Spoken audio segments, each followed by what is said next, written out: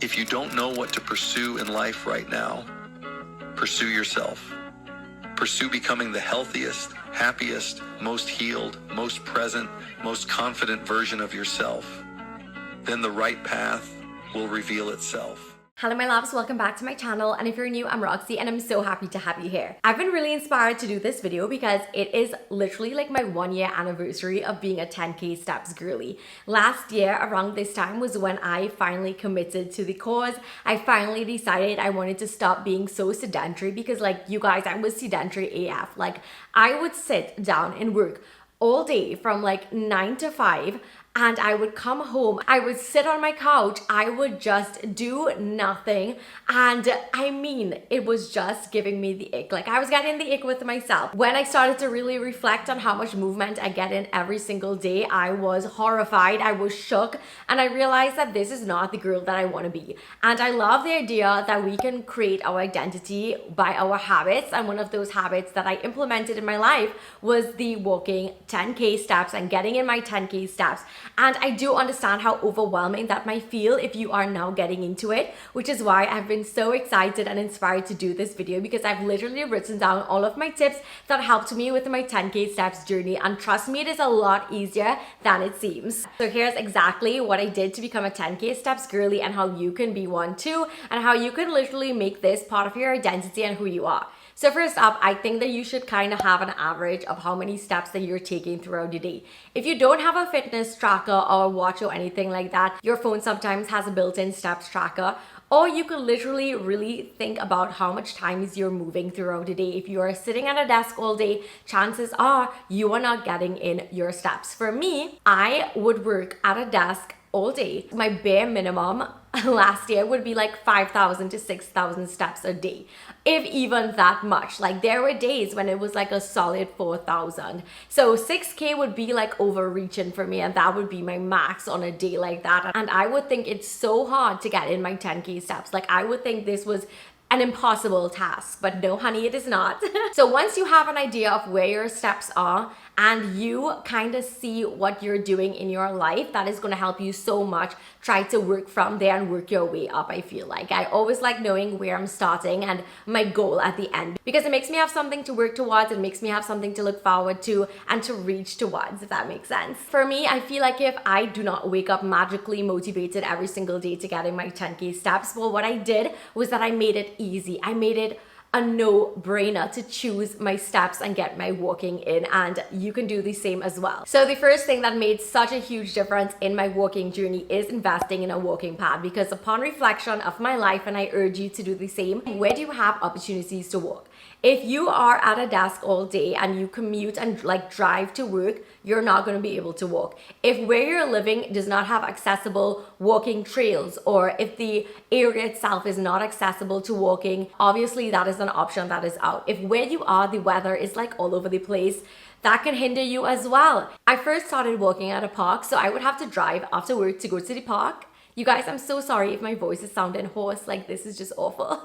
I would have to come home from work, change into my walking clothes, my sneakers, etc., and then drive to the park so that we can go ahead and walk. So I feel like if when you have a lot of things that make it harder for you to choose walking instead of making it the easy choice, that is where you might feel unmotivated. So I really saved up and I got a walking pad. So I always thought I needed a treadmill, and last year I think was when walking pads became all the rage, you guys.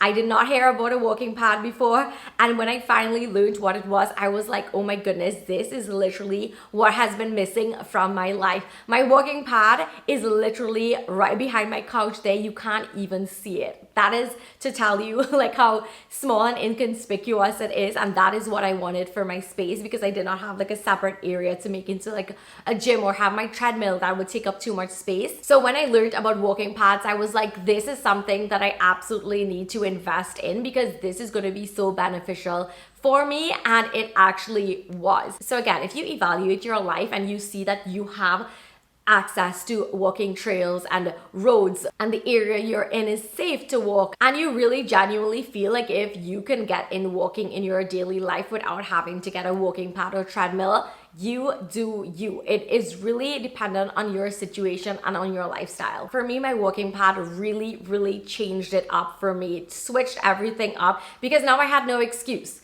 There was no excuse for me not to get in my steps because my walking pad literally was conveniently right there. On evenings, on mornings, at nights, it was right there. There was no excuse. Whether it was rainy days, lazy days, no matter what it was, I would hop on and get in my 10K steps. And this really is what helped with that habit. It helped with that daily routine that I had, and then eventually it just became, like I said, like a no-brainer. Like I knew when I was gonna get in my steps. If I want a little bit of challenge, I would put on my ankle weights and I would go ahead and get in my steps, and it would literally be the best thing ever. So I wanted to share with you some pros and cons of a walking pad versus a treadmill, just in case you are thinking about getting one or the other, which one of these might suit your style. So first up, a walking pad is small and inconspicuous. Like I said, like you can't even see it. So if you have like an apartment or a smaller space, a walking pad is the perfect thing for you because you can literally store it under your bed, store it under your couch, put it into a corner tucked away. Something else with a walking pad, which I think is a huge benefit, is that you can roll it around to different areas in your home. So if I want to get some work done, I would bring it by my kitchen island and I would get work done on my kitchen island while I'm walking. If I wanted to go and walk by my big window, I would literally drag it towards that way so I could look out at my garden.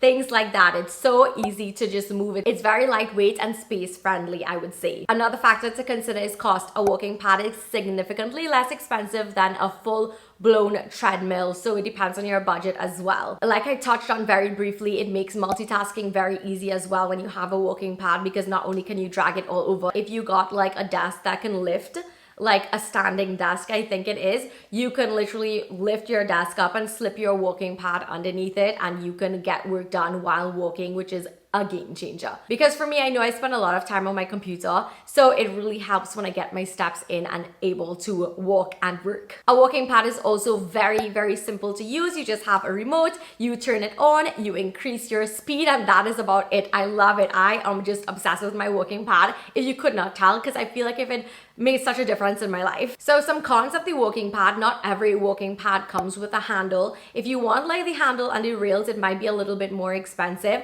I know that my mom got the identical walking pad to myself, except hers has the handrails and it was a little bit more. So it depends on what you want. I did not mind not having the handrails, and I really wanted mine to be very inconspicuous as well. So that is like a con, I would say, because if you want the handrails, it might be additional cost. Next up, the motor power, the belt size, as well as the speed might be a lot more limited compared to a treadmill. And most walking pads, unless you get one really specific, does not have incline. I know a lot of new ones have incline. Mine does not have an incline, and I know those will be more expensive than just a flat one. So that is something to consider as well if you're thinking about incline walking.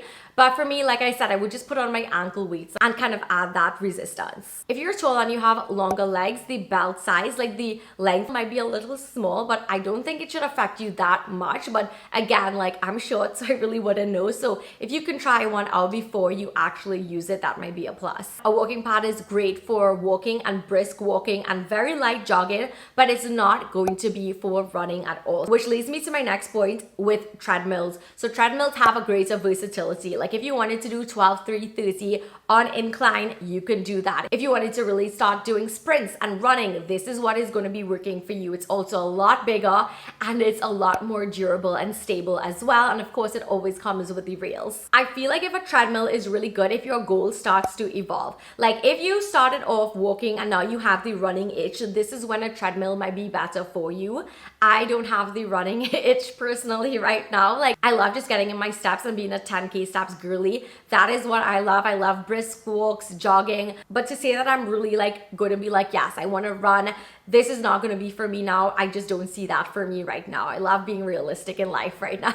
So some cons of the treadmill: it requires a lot more space and it's not something that you can hide. It's going to be out on display wherever you put it, and it takes up a lot of space as well. So that is something that you need to consider depending on your home and living situation. You also cannot move your treadmill all over the place. Like once you put it down, it needs to be put down there. So you can't move it all over the place. So it's bulky, harder to move, and it's also a lot more expensive, significantly more expensive than a walking pad, understandably, because of all the other features that it has. It's also going to have a higher maintenance fee compared to a walking pad as well, because it's all the things you can do on it. So which one is better for you, walking pad or treadmill? This depends on your lifestyle, and hopefully hearing the pros and cons of each can really help you make a decision on this. If you just want low energy, low impact, and just simply to get in your 10K steps, a walking pad is for you, definitely. I would 100% attest to this. Next up, I made it the easy choice, like I said. So I have walking socks that make it so easy for me to just slip on and hop on my walking pad. For walks outside, a really good pair of sneakers is going to be life-changing. I finally invested in a New Balance. This is the 520 and it is absolutely like a feather. I feel like if I'm walking on a cloud, genuinely, I've never worn a more comfortable sneaker in my entire life and I love it so much. Like I literally genuinely get the hype now, and these are like running shoes, so of course it's perfect for walking. When your shoes feel light and supportive and it's comfortable, you are not gonna have resistance to going outside and putting on your sneakers and walking. I've had very uncomfortable sneakers in the past, and let me say, a good pair of sneakers is going to be life-changing for you. Because I'm home, I don't really wear my sneakers on my walking pad. I just got walking socks, and that is what works for me. Something else that really created a massive mindset shift was that when I got home from work, I would literally go and change into my workout clothes. I would put on a cute activewear set before I would literally lounge around, do some doom scrolling, just do nothing really, honestly, and then I would just not feel to walk. But now that I've started putting on my workout clothes as soon as I get home from work, you'll realize that once you have it on, you will be more inspired and more inclined to literally work out or go on your walking pad and get in your 10K steps however you choose to get in your steps. So now I don't even have to think about it. It's literally like I get home from work, I put on my workout clothes, I sit for a bit, and then I'm like, yes, it's time to walk, it's time to move. Switching my clothes after I got home from work was like a cue. This small act of just changing my clothes instantly rewired my consistency and made it something that I did not even have to think twice about. Something else that really helps in your 10K steps journey is getting a fitness tracker, whether it is like a Fitbit or an Apple Watch. You guys, honestly, I would say that my Fitbit is really playing me right now. I've had it for 5 years, going on 6 years, and it is doing the most. So I feel like if I might be switching to an Apple Watch, but I'm not sure. But my Fitbit does exactly what it's supposed to do. It tracks my steps and it helps to hold me accountable. When you watch how much steps you're getting in throughout the day, it's gonna make you know where you stand, and it's gonna make you know what you need to get done. Like, it's gonna make you know how much steps you have left in order to meet your goals. So I definitely recommend some sort of tracker, and if not, you can just use your phone. It's not the most accurate, I would say,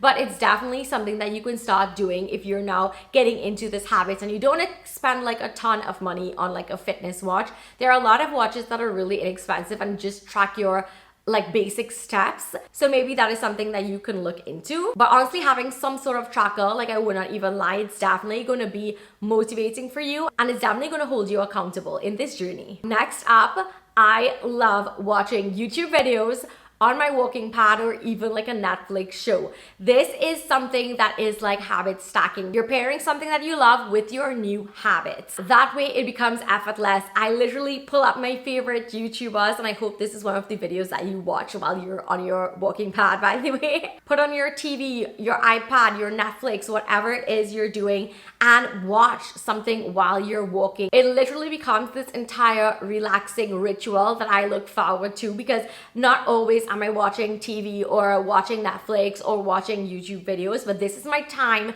to do it, and I feel so excited. I'm in my cute walking set. I have my favorite YouTubers on, and I pop onto the walking pad and I get in my 10K steps, and it's like this whole romanticizing my walks. It turns into like, it's effortless, it's easy. I'm looking forward to doing it, and then after, I'm getting my goal in. Like, I'm hitting my 10K steps and I'm like, yes, this is what life is about. So having a walk and watch routine is something that you could implement into your life. And honestly, here's a little tip. You can literally type in walking through and so many things come up. So one of my favorite ones is walking through Hogwarts. You guys know I'm Harry Potter obsessed, love it, obsessed. There's also like walking through Tokyo, walking through a jungle, a rainforest, like so many different walks that you can go on that makes you feel like if you're really walking in those places. So it has like an immersive effect. So even if you're indoors, you can feel like if you're outdoors. Honestly, it literally is such a vibe. You can literally have cute lights, your tumbler with water, your videos on, and you can literally have like a whole experience, and I'm here for it, you guys. If you have not tried this yet, definitely do it, because you will literally be like, what have you been missing out on? So those are some ways that I incorporated walking into my life and how I started my journey. But if you're starting now and you really have no idea where to start, this is where the 2K, 3K, and 5K rule comes in. So this rule is very simple. On mornings, you're gonna strive to get in about 2K steps. So whether it is you go for a sunrise walk or a morning walk, or you hop on your treadmill or your walking pad and get in some steps. So by midday, you wanna aim for like 3K steps. And I know that this might be hard sometimes, but again, it's basically depending on your lifestyle. Don't sit at your desk all day, move around, maybe go outside for a little bit, have a little walk, depending on where you are. Of course, that is not realistic. It's definitely not realistic to me, but I'm more aware of my sedentary behaviors at work now, and I'm more determined to be like, okay, if I feel like if I'm sitting down for too long, I'm like, let me get myself up and get some steps in. So on evenings is where you would get in the 5K steps. So this would be like walking when you come home from work, after dinner, little things like that. And for me, I get in the majority of my steps after work on evenings when I have that whole little ritual like I shared with you. So that is where we get it in. So this is a simple way of how you can break your day down to get in your 10K steps. Don't worry, I'll be sharing with you a little challenge at the end of this video so you can kind of work your way up to it week by week. So this leads me to my next point, which is literally how to sneak your steps in. And there is a little something called NEAT, which stands for non-exercise activity thermogenesis. And do not worry, you guys, it sounds so dramatic, but it really is not. It's basically the movement that you do when you're not sleeping, eating, or actively like working out. So these would be things as simple as going for a walk with your dogs, grocery shopping, washing your car, little activities like this that's not literally like exercise or like working out, but it's just movement. This is how you can sneak in your steps throughout the day. And let me just say that when you do like chores around your home, I feel like if that's when you rack up a good bit of steps, I did not realize it, but like I would just start doing some chores around my home and I would be getting in those steps and be like, wow, well, this is enlightening. Every small low impact movement that you do during the day is good for your metabolism, your heart, your blood sugar levels, and help you avoid the negative effects of sitting too much. Something else you can do is walk while you're on a phone call or while you're sending a voice note. And I know we be sending voice notes all the time, so that is something that I've practiced doing. Like I would get up and walk and voice notes, so I would not be sitting down and doing it. If you are doing errands and it is safe, you guys, don't be doing this if it's not safe out there, but you can park further away and take like the scenic walking route, and you can get in steps like that. Next is one that we all know, which is to take these stairs instead of like this elevator or escalator to just get in your steps. You can walk and work like we mentioned before with like a standing desk or moving your walking pad to your desk or something like that, and so you can get in your steps while you're working. Something else I love doing is after I eat dinner, I would tidy up the place to get in my steps, so I would hop on my walking pad and have like a little post-dinner walk, which helps so much with digestion as well as sleep. And that is a huge thing. I feel like if my sleep quality has improved so much since I've started walking, it literally calms my mind, like it soothes me. So that leads me to my next point, which is the benefits of walking that I personally have observed in my life. Walking instantly can help boost your mood. You can be having an awful day and then you get in your walk calm, nothing crazy, no set of running, it's just like simple walks, and you immediately get like that dopamine boost and you feel so much better, and you literally feel like your mood has increased. I have an entire video, by the way, on how you can choose your dopamine menu, so I definitely think you should check that out on ways that you can improve your mood. But walking definitely has done that so much. Like I feel so good after, because my body feels good, my mind feels good. That's also something else, like mental clarity. Like I could have like problems and I could just be all in my head like overthinking, and then I will do my walk and I just feel so much clarity after. And also being someone who is such a creative, I feel like if some of my best ideas and thoughts come during my walks, like when I'm walking or after I'm walking, my mind is like subconsciously working, and then I have like really good ideas during that time. And I don't even have to mention this, but I will. And obviously walking is amazing for your health. It also helps with weight management, because movement will obviously help you stay fit, it will help you be healthy, and it also tones my legs as well, which we all love. love. We love toned legs. By the time I walk, I immediately feel like less stressed, like less in my head. Walking also boosts heart health, your metabolism. It can strengthen your muscles, your joints, reduce chronic disease risk. And it's honestly one of the best things, plain and simple, that you can do for your body, your mind, your soul, like your everything in life. So next up, how can you stay consistent? My number one tip is to make sure this is enjoyable for you. If you do not think it's enjoyable and you think it's a chore, there's going to be so much resistance to doing it. That's why I have like an entire romanticizing ritual when it comes to my walking pad, because it makes me feel so excited and motivated to do it. You need to make it enjoyable, whether you have like a social aspect to it, like you're going for walks with your dog, you're going for a walk and yap with your friend, you're going on a hike, on a trail, anything like that. If I'm walking outside, I love walking and listening to a podcast. I have like a walking playlist. These things make me feel so excited to walk. It makes me feel as if this is something that is fun. This is something that I am looking forward to and enjoying. It's not a chore, it's who I am. It's part of my daily routine. Next up, track your progress. This is where we mention the Fitbit or the Apple Watch or some sort of steps tracker. When you start seeing that you're consistently hitting your 10K steps, or you're close to hitting your 10K steps, it's going to make you feel more